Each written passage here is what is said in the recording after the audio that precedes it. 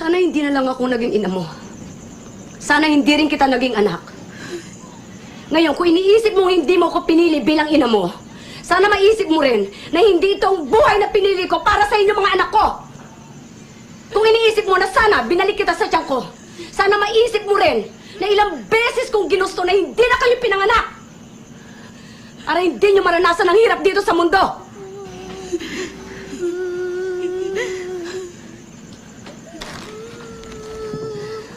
Pero nandito na ako. Andiyan kayo. Kahit nandito na ako sa manlupalop ng mundo, dito dala-dala ko. Ang obligasyon ko sa inyo na bigyan kayo ng magandang buhay dahil magulang niyo ako.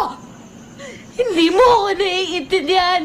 Hindi ko hiningi lahat ng binigay niyo sa amin. Kayo, may gusto na hindi ako. Dahil mahal ko kayo,